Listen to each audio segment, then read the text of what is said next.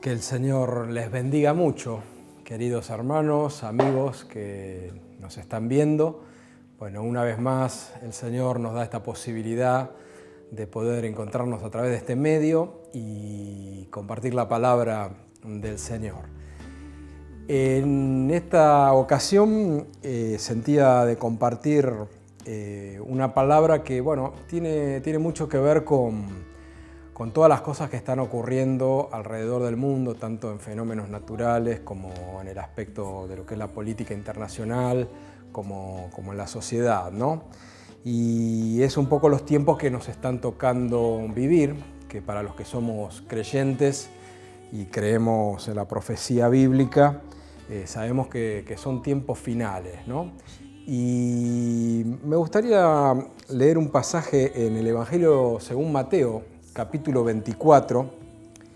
Voy a estar leyendo del versículo 3 al 8 y seguidamente voy a leer del 36 al 42. ¿Sí?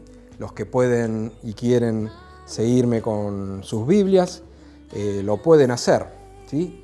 Mateo 24, primero del 3 al 8 y después del 36 al 42. Dice así la palabra del Señor.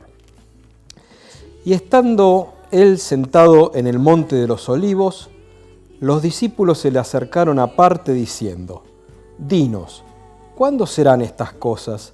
¿Y qué señal habrá de tu venida y del fin del siglo? Respondiendo Jesús les dijo: Mirad que nadie os engañe, porque vendrán muchos en mi nombre diciendo: Yo soy el Cristo, y a muchos engañarán. Y oiréis de guerras y rumores de guerra. Mirad que no os turbéis, porque es necesario que todo esto acontezca, pero aún no es el fin. Porque se levantará nación contra nación y reino contra reino, y habrá pestes y hambres y terremotos en diferentes lugares. Y todo esto será principio de dolores. Y sigue diciendo en el 36. Pero del día y la hora nadie sabe, ni aun los ángeles de los cielos, sino solo mi Padre. Mas, como en los días de Noé, así será la venida del Hijo del Hombre, porque como en los días antes del diluvio estaban comiendo y bebiendo, casándose y dándose en casamiento, hasta el día en que Noé entró en el arca, y no entendieron hasta que vino el diluvio y se los llevó a todos. Así será también la venida del Hijo del Hombre. Entonces estarán dos en el campo, el uno será tomado y el otro será dejado. Dos mujeres estarán moliendo en un molino, la una será tomada y la otra será dejada. Velad, pues, porque no sabéis a qué hora ha de venir vuestro Señor. Amén. Gracias, Señor, por tu palabra. Qué interesante, ¿no? Vemos que aún fuera del ámbito cristiano o aún fuera del ámbito religioso se han hecho un montón de realizaciones cinematográficas, películas hollywoodenses acerca del fin del mundo, acerca del personaje del anticristo y tantas cosas que inquietan a las personas, ¿no? Y aún dentro del pueblo de Dios, aún dentro del pueblo cristiano, también hay mucha inquietud, ¿no? Por eso no en vano en el pasaje que acabamos de leer dice no os turbéis, ¿no? Porque hay personas que tal vez se inquietan y con respecto a las señales de los tiempos no toman la actitud que realmente el Señor quiere que tomemos, ¿no?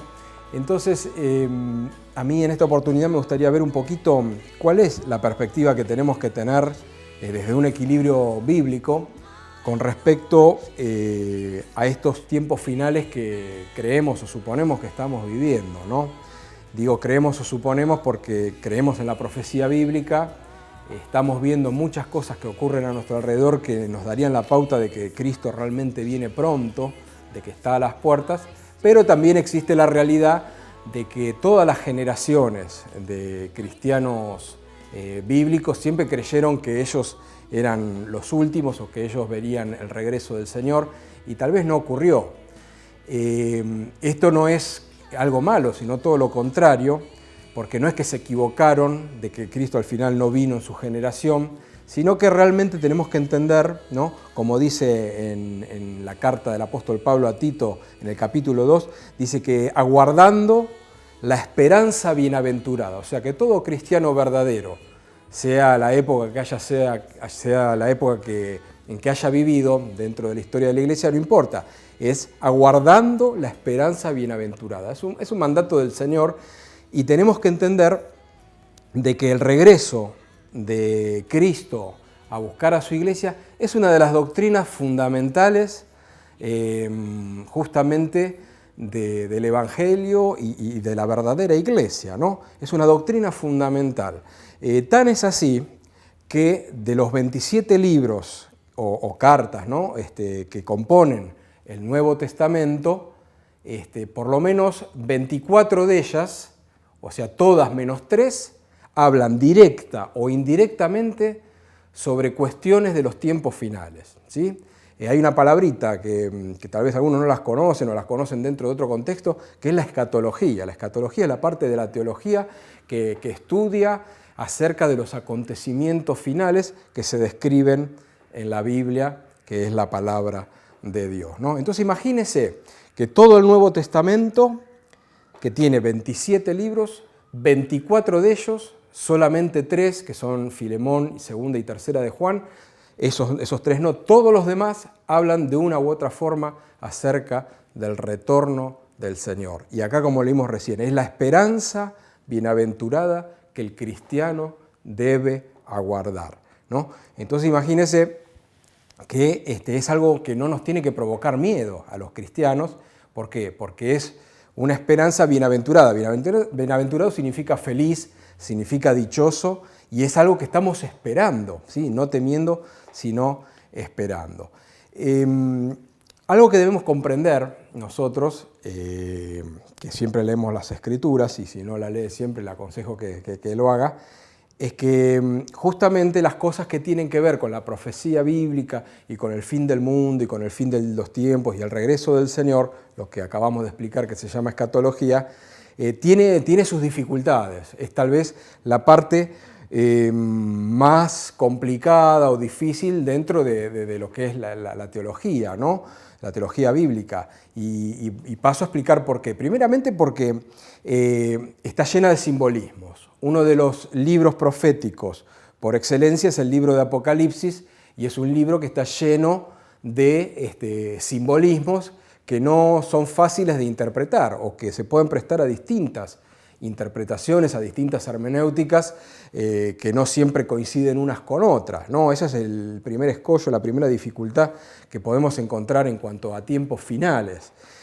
Otro de los problemas con los que nos enfrentamos es que todas estas cosas son hechos que aún no han ocurrido, ¿sí? Estamos viendo cosas proféticas, o sea, que apuntan hacia un futuro que todavía no aconteció. Lo que no ocurre con otros libros de la Biblia, ¿no? Cuando nosotros estudiamos el profeta Isaías o los libros de los reyes, o cuando estudiamos el Nuevo Testamento, el libro de los Hechos, son todos libros escritos, ¿no? De la palabra del Señor que ya han acontecido y que, bueno, los podemos constatar con la historia secular, con la arqueología, ¿sí? Y con distintas fuentes que nos dan testimonio de que lo que la palabra de Dios dice es verdad y que las cosas realmente fueron de esta manera. Ahora, lo que pertenece al futuro, a la escatología, como estamos diciendo, todavía no ocurrió. Entonces esa es una segunda dificultad con la que nos enfrentamos cuando estudiamos la Biblia o hablamos de estos temas, ¿no? Y mire qué difícil, qué complicado es esto, que hasta el mismo apóstol Pedro, ¿sí? Que era uno de los pilares de la iglesia, que caminó con Jesús durante el ministerio terrenal del Señor, llega a decir que son cosas difíciles de entender en su segunda carta, ¿no? Segunda de Pedro 3:16 dice que, hablando del apóstol Pablo, que escribe muchas cosas con respecto a los tiempos finales que para él, para el apóstol Pedro, eran difíciles de entender. Ahora imagínese que si para Pedro eran difíciles de entender, ¿qué queda para mí o qué queda para usted? ¿Verdad? Entonces no nos tenemos que preocupar. Lo que sí tenemos que tener es una actitud de humildad, ¿sí? y de temor del Señor ante estas cosas que nos dice la palabra del Señor. Entonces, tenemos que ver cuál es nuestra actitud ante estas profecías y ante las cosas que están ocurriendo alrededor nuestro, que todas indicarían de que Cristo realmente está a las puertas y que viene a buscar a los suyos, ¿no? Voy a señalar 3 errores particularmente, y uno es el no velar, ¿no? El no velar, el desinteresarse por este tema y el no prepararse espiritualmente para el rapto de la iglesia o el arrebatamiento de la iglesia, ¿no? Un capítulo más adelante, después usted lo puede leer por su cuenta, en Mateo 25 hay una parábola, la parábola de las 10 vírgenes, donde nos muestra un grupo de 10 jovencitas, de 10 vírgenes, 10 doncellas, donde en forma simbólica no vemos que una parte de ellas, la mitad de ellas, se preparaba, ¿sí? Y la otra mitad no se preparó, y llegó un momento sorpresivo donde vino el novio, y unas se fueron con él y otras no se fueron con él, ¿no? Entonces, un error a cometer, y que lamentablemente muchos tal vez cometen, es el no velar o el no estar tomando conciencia y preparándose de esta realidad profética, ¿sí? De que Cristo viene a buscar a su pueblo, a una iglesia que le espera, que ama su venida, dice el apóstol Pablo, y que realmente se está preparando para volar a la presencia del Señor, ¿no? Ese sería un error que muchos tal vez cometen y que están durmiendo espiritualmente. Este es un tiempo donde el pueblo de Dios debe despertar y tomar conciencia los tiempos proféticos que realmente estamos viviendo, ¿no? Otro error que también se comete, ¿no? o que se ha cometido muchas veces, es el querer ponerle una fecha a la segunda venida de Cristo, ¿no? Vemos que en el siglo XIX, especialmente en Estados Unidos, surgieron distintas sectas que hoy son bastante grandes y conocidas, que arrancaron de una forma tal vez no muy honrosa, ¿sí? Con todo el respeto, ¿no? Uno lo dice, pero que no muy honrosa, poniendo fechas para el retorno del regreso del Señor. Esas fechas fueron pasando de largo y el Señor no vino y aún no apareció.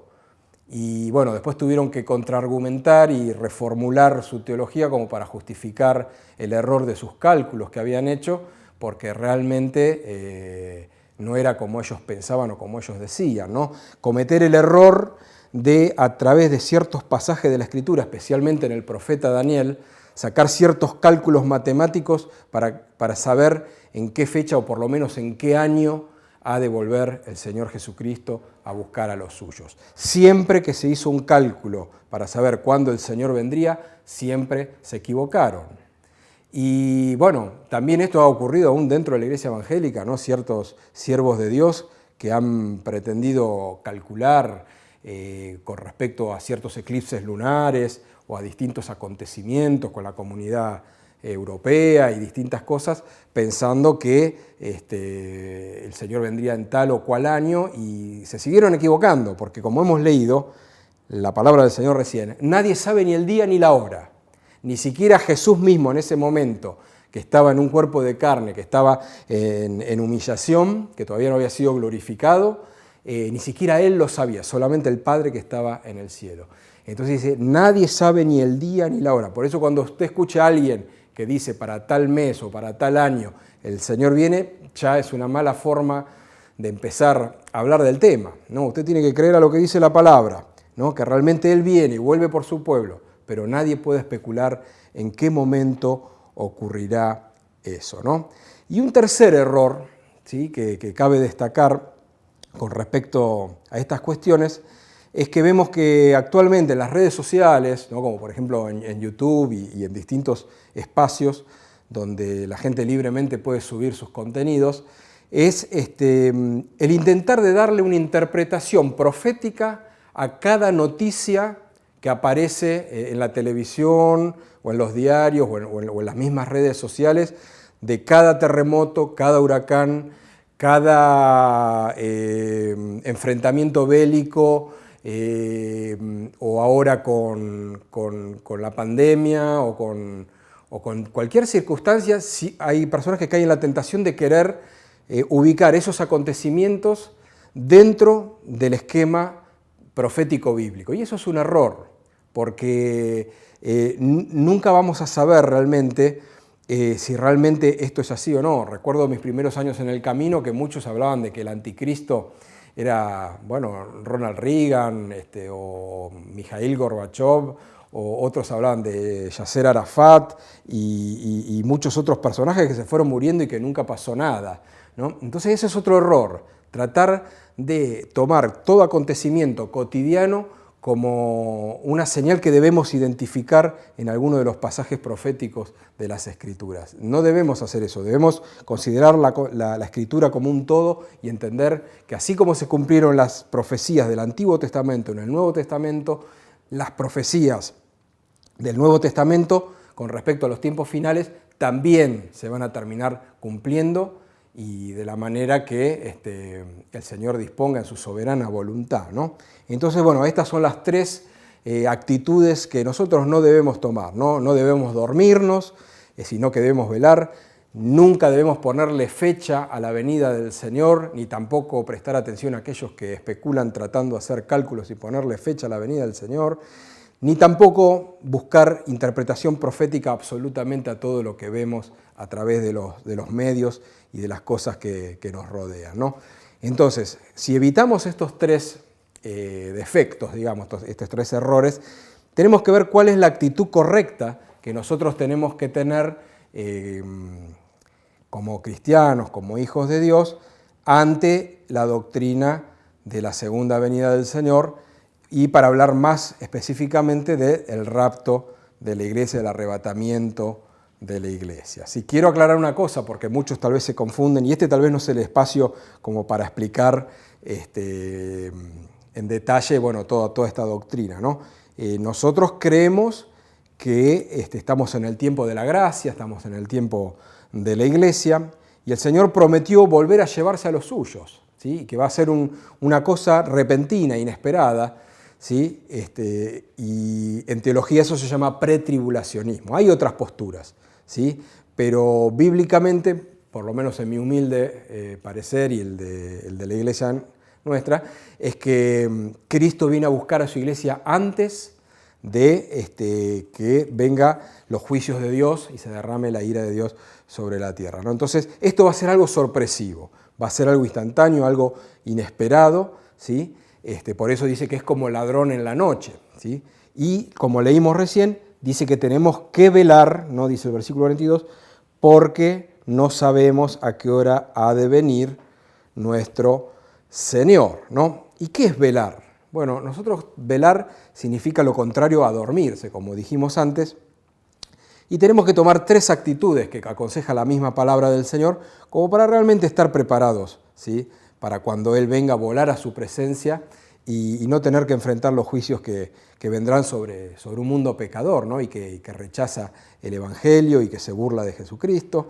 Y es, primeramente, tener un servicio responsable, ¿no? El mismo Señor Jesucristo habla de que quién será el mayordomo fiel que dé el alimento a su tiempo, ¿sí? Que cuando lo haya así lo recompensará, mas si hiciera de otra forma no será bien recompensado, pero nosotros queremos hacer la voluntad del Señor y tenemos que servirle en lo que Dios nos permita, hacer un servicio responsable en favor de la obra del Señor. Esa es una forma de velar, por ejemplo, ¿no? Otra forma que la palabra recomienda puntualmente en este tema de estar esperando a Cristo es la oración, tener una vida de oración. ¿Qué es oración? ¿Qué es orar? Orar es hablar con Dios, es tener una comunión íntima con Dios, es ser amigo de Dios, ¿no? Tenemos dos ejemplos que son, ¿no? que se dice que son tipos o típicos, ¿no? En el Antiguo Testamento con respecto al ser arrebatado por Dios o ser salvado del juicio de Dios con respecto a esto de tener una amistad y una comunión íntima con Dios, ¿no? Vemos en Génesis un personaje como Enoc. Dice que Enoc era realmente un hombre justo, un hombre santo, y dice que en un determinado momento el Señor se lo llevó consigo, dice que fue traspuesto sin ver muerte, ¿sí? Este es un tipo del arrebatamiento de la iglesia. Y dice la palabra del Señor que Enoc caminó con Dios. ¿Se da cuenta? Otro ejemplo también en el libro de Génesis es Noé. Dice la palabra del Señor que Noé fue pregonero de justicia. Dios le dio un mensaje a su generación de que tenían que arrepentirse porque sus caminos eran corruptos, eran perversos, la maldad había aumentado en gran manera y Noé tenía que dar un mensaje de arrepentimiento y salvación, pero mientras tanto tenía que construir un arca, tal como Dios se la había mandado, ¿no? Bueno, finalmente esa generación no creyó al mensaje de Noé y él y su familia sí fueron salvados por la fe en ese mensaje. Subieron al arca, dice que Dios cerró la puerta de esa arca y que vino el juicio del diluvio sobre la tierra, ¿no? En ese tiempo. Y mire lo que dice la palabra del Señor. Dice que también Noé caminó con Dios, igual que Enoc, ¿no? Entonces, nosotros al llevar una vida de oración y tener una comunión íntima con Él y una amistad con Dios, estamos caminando con Él. ¿Se da cuenta? Entonces, usted tiene que hablar con Dios. Tiene que poner su vida en las manos de Dios y tener una comunión permanente con Él en una vida de oración con su Padre Celestial. Y la tercera cosa que podemos subrayar también de qué significaría velar es el hecho de santificar nuestra vida. O sea, limpiar nuestra vida de todas aquellas cosas que sabemos que a Dios no le agradan y que su palabra nos amonesta de que no debemos hacer. Si nosotros santificamos nuestra vida, vamos a estar preparándonos para cuando Él venga, para ese momento sorpresivo, que para nosotros va a ser sorpresivo, sí, porque nadie sabe el día ni la hora, pero espiritualmente vamos a estar preparados porque estamos en una comunión íntima y perfecta con Él, ¿no? Entonces, como dice el apóstol Juan en su primera carta, dice, todo aquel que tiene esta esperanza, ¿esperanza de qué? La esperanza en el regreso del Señor, dice que se purifica a sí mismo, ¿no? Entonces, cuando nosotros estamos velando y estamos esperando al Señor, le estamos sirviendo, estamos en una vida de oración y estamos tratando, ¿no?, con su gracia, con su misericordia de ir amoldando nuestra vida a lo que el Señor nos va requiriendo, ¿sí? Porque solos no podemos hacer nada, es por la ayuda del Señor y el operar del Espíritu en nosotros, la gracia de Dios en nosotros que nos va transformando, vamos, que dice, purificándonos a nosotros mismos. ¿En qué cosa? En esta esperanza en Él. Se refiere al retorno del Señor, ¿no? Entonces, pueblo de Dios, cada creyente, cada hermano, cada hermana que está escuchando este mensaje, sepamos los tiempos proféticos que estamos viviendo, ¿sí? Y que realmente lo que tenemos que hacer es no cometer los errores que señalamos antes, ¿no?, de dormirnos espiritualmente, ni tampoco andar especulando con respecto a fechas, ni tampoco tratar de interpretar cada hecho menor que ocurre alrededor nuestro, sino que tenemos que servirle, orar y santificar nuestra vida. O sea, entregarle nuestra vida a Él y caminar con Él como hizo Enoc y como hizo Noé. Enoc fue arrebatado, fue traspuesto, ¿sí? Es un tipo del rapto. Y Noé fue salvo él y su familia del juicio que se derramó sobre la tierra en aquel tiempo. Entonces, si andamos así, ¿sí?, vamos a estar con el gozo, con la paz del Señor, en íntima comunión con Él, y vamos a poder decir, ¿no?, como también dice en Apocalipsis, sí, ven Señor Jesús, ¿no? Yo digo esto porque cuando era nuevo en el camino del Señor y escuchaba una predicación acerca del rapto de la iglesia, ¿no?, de que el Señor iba a arrebatar a los suyos, a los que estaban preparados, yo tenía miedo, ¿no? Decía, ¿y si me quedo? ¿Y si no estoy listo? Bueno, no, el Señor no quiere que nadie se quede porque dice que Él es paciente con todos, ¿no?, para que todos puedan proceder al arrepentimiento y que ninguno se pierda. Por eso algunos tienen por tardanza la venida del Señor, pero en realidad es la paciencia de Él en su misericordia para que todos procedan al arrepentimiento y puedan realmente estar listos para ese glorioso día y poder decir, sí, ven Señor Jesús. Y si tal vez alguien está escuchando este mensaje y todavía no entregó su vida a Cristo, ¿sí?, todavía no le ha aceptado como su Salvador personal, todavía no ha empezado a caminar con Dios, ¿sí?, como lo estamos haciendo los que ya lo hicimos, los que ya creemos en el Señor, o como hicieron Noé y Enoc, todavía usted no está caminando de la mano de Dios, este mensaje no es para asustarlo, todo lo contrario, es un mensaje de esperanza, sabiendo que en Dios hay perdón, hay misericordia y quiere que usted pase a formar parte de la familia de Dios y que usted entre en el redil de nuestro Señor Jesucristo por medio de la fe y que realmente usted pueda empezar a caminar con Dios en una comunión íntima con Él para tener una vida nueva, llena de bendiciones, llena de gozo, de paz, con las promesas de Dios sobre su vida. Y cuando venga ese glorioso día donde los que le están esperando vuelan a su presencia, usted también pueda ser parte de ese grupo y llegar a la presencia del Señor. Por eso reflexionemos en esto, ¿sí? No para asustarnos, no para estar tal vez especulando sobre señales, sino para realmente estar más cerca que nunca del Señor, para volvernos a Él de todo corazón y poder realmente ya en este mismo tiempo estar disfrutando de esa comunión maravillosa, esa amistad maravillosa que el Señor nos ofrece a través de su Hijo Jesucristo, ¿sí?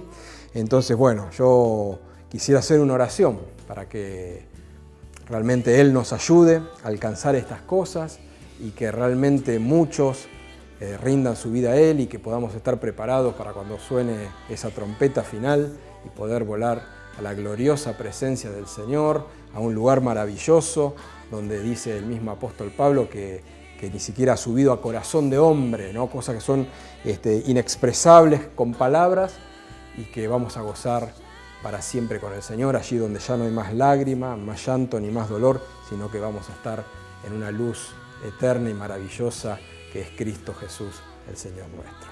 Oremos. Padre, te damos gracias en el nombre de Jesús, porque tú realmente nos hablas a través de las Escrituras, a través de tu palabra, y las profecías, Señor, señalan que tú un día volverías a buscar a tu pueblo, Señor, y vemos que las señales se están cumpliendo, Señor, alrededor nuestro. Entendemos que tú estás a las puertas para buscar a tu rebaño, Señor, a la iglesia fiel que está preparada para volar a tu presencia.